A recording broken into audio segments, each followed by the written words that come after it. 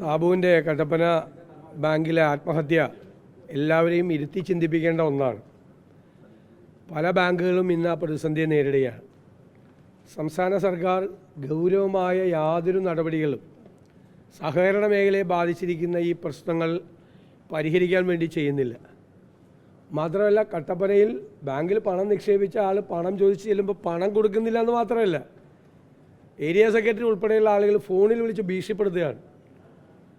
കഠിനാധ്വാനം ചെയ്ത ഒരു മനുഷ്യനുണ്ടാക്കിയ അധ്വാനത്തിൻ്റെ ബലം ബാങ്കിൽ കൊണ്ടുപോയി നിക്ഷേപിക്കുമ്പോൾ ഒരു ഭാര്യയുടെ ഓപ്പറേഷന് പോലും ആ പണം കൊടുക്കില്ല എന്ന് മാത്രമല്ല, നിക്ഷേപകൻ പണം ചോദിച്ചു വരുമ്പോൾ അവനെ ഭീഷണിപ്പെടുത്തുക എന്നത് CPM എത്ര അധപ്പതിച്ചിരിക്കുന്നു എന്നതിൻ്റെ ഏറ്റവും വലിയ ഉദാഹരണമാണ്. മാത്രമല്ല, ഇപ്പോഴും ഈ സഹകരണ മേഖലയിൽ ഐക്യം വേണമെന്ന് പ്രതിപക്ഷത്തോട് ആവശ്യപ്പെടുകയും അതേ സമയത്ത് കേരളത്തിൻ്റെ വിവിധ ജില്ലകളിൽ പോലീസിനെ ഉപയോഗിച്ച് ഗുണ്ടകളെ ഉപയോഗിച്ച് ഈ സഹകരണ സ്ഥാപനങ്ങൾ പിടിച്ചെടുക്കുകയാണ്. അങ്ങനെ കോൺഗ്രസിൽ നിന്ന് പിടിച്ചെടുത്തൊരു സ്ഥാപനമാണ് ഈ കട്ടപ്പനയിലെ ബാങ്ക്. അങ്ങനെ പിടിച്ചെടുത്ത പല ബാങ്കുകളും തകർച്ചയെ നേരിടുകയാണ്. എന്നിട്ടും 21 ബാങ്കാണ് പത്തനംതിട്ട ജില്ലയിൽ മാത്രം CPM പിടിച്ചെടുത്തത്. ആ പല ബാങ്കുകളും ഇന്ന് വലിയ പ്രതിസന്ധിയെ നേരിടുകയാണ്. ഞങ്ങൾ രാഷ്ട്രീയമായി ഒരു തീരുമാനമെടുത്ത ഈ ബാങ്കൊന്നും ഉണ്ടാവില്ല. കാരണം ഞങ്ങളുമായി ബന്ധപ്പെട്ട ആളുകളുടെ നിക്ഷേപമാണ് 70-80% ഈ ബാങ്കുകളിൽ. ആ ബാങ്കുകളാണ് ഗുണ്ടകളെ ഉപയോഗിച്ചുകൊണ്ട് പിടിച്ചെടുക്കുന്നത്. ഞങ്ങളൊരു നിർദ്ദേശം കൊടുത്താൽ 24 മണിക്കൂറിനകം ഈ വിഡ്രോവൽ ഉണ്ടാവും ബാങ്കിൽ. പിന്നെ ഈ ബാങ്ക് ബാക്കിയുണ്ടാവും. കേരളത്തിൽ സഹകരണ മേഖലയുടെ ഗതി ഉണ്ടാവും.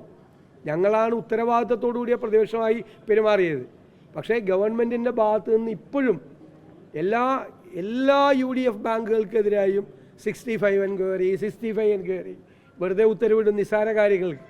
എന്നിട്ട് പിറ്റേ ദിവസം CPM-കാരെ കൊണ്ട് മാർച്ച് വയ്ക്കും. അപ്പോൾ ആളുകൾക്ക് പേടിയാവും. കാരണം ആളുകളുടെ പണം നിക്ഷേപിച്ചിരിക്കുകയല്ലേ. മകളുടെ കല്യാണത്തിന് വേണ്ടി, അല്ലേ, വീട് നിർമ്മിക്കുന്നതിന് വേണ്ടി, എന്തെങ്കിലും ആവശ്യത്തിന് വേണ്ടി, അല്ലെങ്കിൽ പെൻഷൻ കിട്ടിയ തുക ഒക്കെ ആളുകൾ നിക്ഷേപിച്ചിരിക്കുകയാണ്. CPM തന്നെയാണ് ഈ സംസ്ഥാനത്ത് ഈ ബാങ്കുകളെ തകർക്കുന്നതിന് വേണ്ടി നേതൃത്വം കൊടുക്കുന്നത്.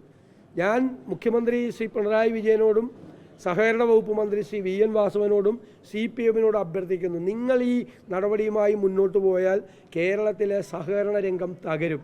അതിൻ്റെ ഉത്തരവാദിത്വം നിങ്ങൾക്ക് മാത്രമായിരിക്കും എന്ന് ഞങ്ങൾ മുന്നറിയിപ്പ് നൽകുക. കട്ടപ്പനയിലെ ഒരു ഒറ്റപ്പെട്ട സംഭവമല്ല, അത് ആവർത്തിക്കപ്പെടുകയാണ്.